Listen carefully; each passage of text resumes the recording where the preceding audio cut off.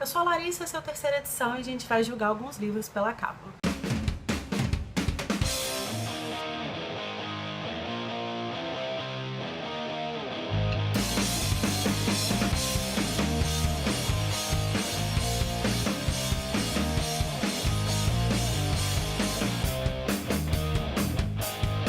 No vídeo passado eu comecei a falar propriamente das capas, das edições de livros, e aí eu aproveitei que a gente está em outubro para fazer o mês do horror. Então eu comecei falando sobre o livro do Edgar Allan Poe, que é uma edição que eu tenho, que eu sou apaixonada por ela. Vou deixar o link aqui, quem quiser ver, quem não tiver visto ainda pode dar uma olhada. O mês do horror esse ano, infelizmente, só vai ter 2 vídeos, né? Porque eu comecei no meio de outubro e agora só tem mais uma semaninha aí pra lançar vídeo. Mas tudo bem, a gente continua falando desses livros no resto do ano, isso não tem problema. Mas eu queria muito falar de 2 livros que são parte de uma mesma coleção e por isso eu vou falar dos 2 juntos no vídeo de hoje.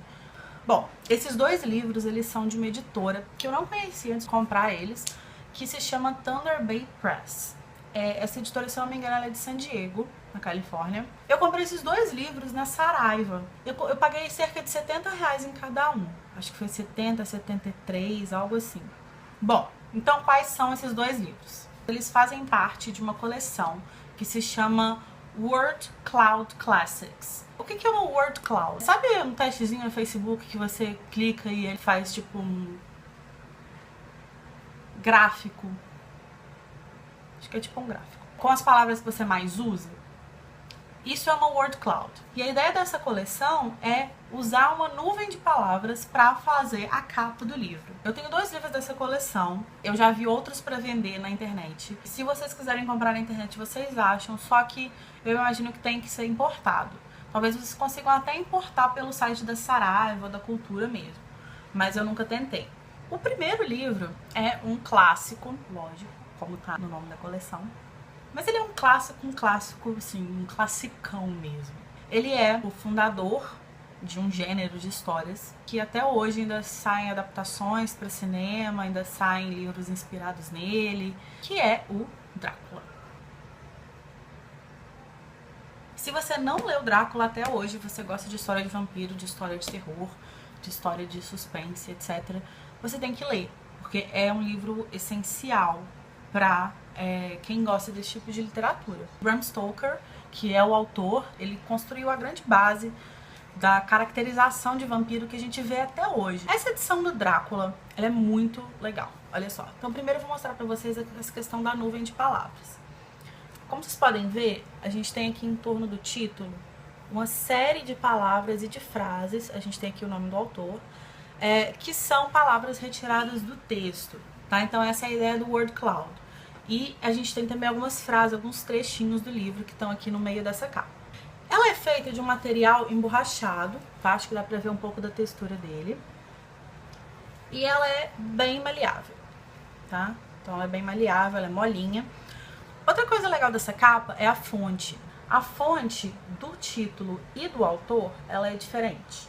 E ela é uma fonte que puxa bastante para a ideia das fontes de vampiro, tá? Ela é uma fonte angulada, então como vocês podem ver, o A aqui, ele tem um ângulo diferente, assim como o U, e o R ele tem uma puxadinha aqui para baixo. Então ela é uma fonte estilizada e ela tem muito a ver com histórias de vampiro. Por quê?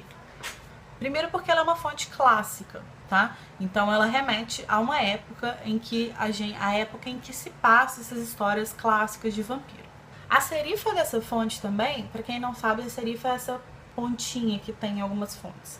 Também é estilizada, como vocês podem ver, como se fosse afiada.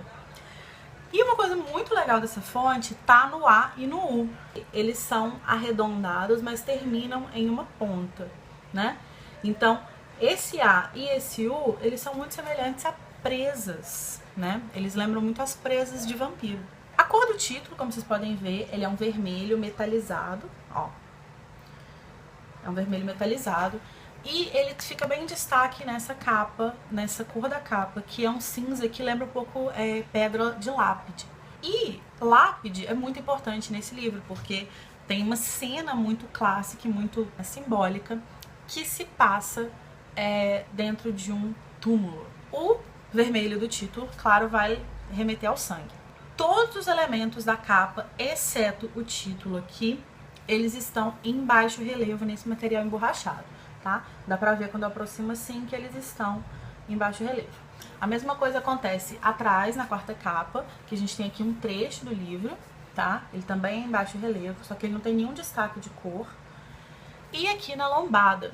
Na lombada, a gente tem em vermelho e não em baixo relevo o título e o nome do autor, mas em baixo relevo a gente tem aqui um morceguinho. Adoro esse morceguinho. E a logo da coleção. Quando a gente abre o livro, aqui, a gente tem essa imagem que vai remeter à paisagem do livro, tá? De algumas cenas do livro. E ela também se repete aqui atrás. E dentro do livro a gente tem um papel maravilhoso. Acho que esse aqui é meu papel favorito da vida, porque ele é bem liso, mas ele é grosso e ele não é branco, ele é creme, tá? Então a gente tem esse papel. A gente tem um espaçamento bem legal entre as linhas. Um espaçamento bem tranquilo. A fonte também tá num tamanho bom de ler. E a gente tem aqui em cima um detalhezinho do morceguinho. O mesmo morceguinho que aparece na lombada aparece aqui. Isso em todas as páginas do livro, tá, gente? Bom, eu tenho duas edições do Drácula, tá? A primeira que eu tenho é daquela coleção da Penguin, que é uma pequenininha de bolso verdinha, que foi nela que eu li o Drácula, na verdade. Essa é a minha edição favorita. Até hoje eu não vi nenhuma... Eu já vi várias edições lindas de Drácula, mas eu nunca vi uma tão legal quanto essa. Se vocês tiverem a oportunidade de comprar, acharem mais barato ou tiverem um dinheiro extra pra comprar essa aqui mesmo, que é mais cara, vale a pena, ela é muito linda. Então, esse é o Drácula. O segundo livro da coleção que eu quero mostrar pra vocês é também um clássico da literatura de suspense. E ele fala sobre um recurso que é muito utilizado por autores desse gênero, que é falar sobre o duplo, sobre uma dupla personalidade, sobre esses dois lados das pessoas, de uma forma mais doentia e perigosa. Quando a gente lê livros que tratam sobre loucura, sobre a instabilidade emocional, tudo isso está com certeza baseado muito nesse livro. Dr. Jekyll and Mr. Hyde, do Robert Louis Stevenson. A parte técnica desse livro é muito similar à edição do Drácula. Eles são da mesma coleção, a logo aqui tá diferente porque eles mudaram o nome da coleção, ou mudaram só a logo, não sei, mas pelo que parece eles mudaram o nome da coleção mesmo. Então a gente tem também uma capa de material emborrachado com uma nuvem de palavras em volta do título, que é feita com palavras e trechos do livro. A gente tem aqui atrás também um trecho do livro, tá? Também em baixo relevo. Mesma coisa aqui na lombada também. O título e o nome do autor em destaque de cor. E o elementozinho do livro em baixo relevo. E aqui embaixo a logo. Dentro ele também é muito parecido com o Drácula, tá? Mesmo papel delicioso, mesmo espaçamento, mesma fonte. A única coisa que muda é o detalhezinho aqui em cima, que eles usaram a luazinha pra ser o detalhe do livro. O mais interessante pra mim nesse livro tá em dois elementos. São dois elementos, na verdade. O primeiro é a fonte da capa e o segundo é a cor da capa. O primeiro, que não é o mais importante, é a fonte. A gente tem uma fonte que ela é bem quadradona, né? Ela é toda baseada num quadrado arredondado, mas ela tem alguns desvios. Se você pensar numa fonte quadrada normal, provavelmente o R aqui, por exemplo, seria reto. O E aqui também. Mas, apesar de ser uma fonte quadrada, baseada numa ideia de um quadrado, ela tem desvios. E isso vai remeter muito à história de como que as coisas podem passar por caminhos tortos dentro de uma ideia fechada. Então esses elementos muito pequenos parecem super bobos, eles na verdade eles remetem muito a detalhes da história. Mas o que eu mais amo nesse livro, e que eu só reparei depois que eu comprei, são as cores. Eu gosto muito das cores desse livro porque elas trazem uma ideia oculta muito legal. Então vamos por parte. Primeiro, o fundo, né? A gente tem um fundo verde musgo, mais ou menos, meio musgo.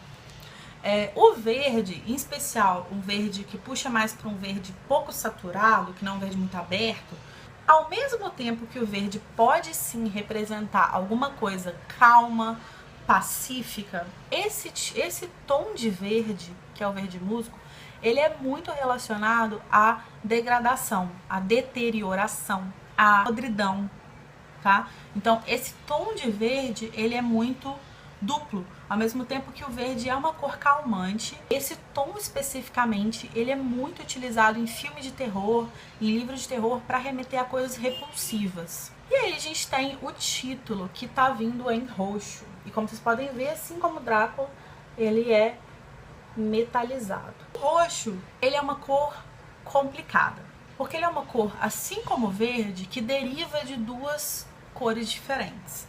Então a gente tem uma cor quente, que é o vermelho, e uma cor fria, que é o azul, derivando o roxo. Como ele é o esfriamento, digamos assim, de uma cor muito quente, que é a cor vermelha, ele pode ser considerado uma cor sem vida, uma cor que remete a alguma coisa doentia, alguma coisa decadente também. Ao mesmo tempo, vocês conhecem a estrela de Oswald? A estrela de Oswald, para quem pinta o cabelo colorido, ele é uma coisa maravilhosa, porque ela é uma estrela de cores. Eu vou colocar um link aqui, pôr uma imagem, que ela vai mostrar os espectros de cor. Então você tem as cores opostas, as cores que são próximas. Então dá pra você ver, por exemplo, quando você tá com o cabelo laranja e você quer pintar de azul, não faça isso, porque você vai anular a cor, porque elas são opostas. Então a estrela de Oswald, ela mostra em que posição do espectro de cor determinadas cores estão. Na estrela de Oswald, o verde e o roxo são quase opostos, tá? Eles não estão diretamente frente um ao outro, como completamente opostos, mas eles estão quase opostos. Ou seja, elas são praticamente o inverso uma da outra, o que vai remeter também à ideia de dupla personalidade, de uma personalidade boa, uma personalidade má, mas apesar delas serem quase opostas, elas não são totalmente inversas. Dentro do livro, quando a gente abre, também é muito interessante a imagem que tem aqui, tá? Ela vai usar o roxo, que é a cor sem vida, e vai utilizar um desenho de um homem meio monstruoso e o de um homem normal para formar uma caveira representando a morte. Então essa é a minha edição do Dr. Jekyll e Mr. Hyde. Eu também recomendo muito quem quiser comprar esse livro, não só pela história, pela referência histórica de ler e conhecer um livro clássico desse jeito, mas também pela edição física mesmo. Essa edição é maravilhosa. Então esses eram os livros que eu queria mostrar pra vocês hoje, pra fechar o nosso mês do horror. Isso não quer dizer que eu não vou mais falar de livro de terror, tá? Eu tô lendo o livro que é da Dark Side e eu tô querendo muito falar sobre ele, porque ele provocou sensações muito esquisitas em mim. A parte gráfica dele. Tipo, mexeu com as minhas fobias mais internas. A Dark Side é uma editora que eu quero muito falar com vocês sobre ela. Se vocês gostam de livros de terror, eu sugiro que vocês procurem o catálogo dela, deem uma olhada no site e invistam, porque os livros são muito bem feitos, são muito bonitos e livros em geral são livros interessantes. É isso então, gente. Se vocês gostaram do vídeo, não esquece de dar um like, se inscrever no canal, compartilha com quem gosta de design, com quem gosta de livro, com quem curte literatura. Um beijo e até a próxima!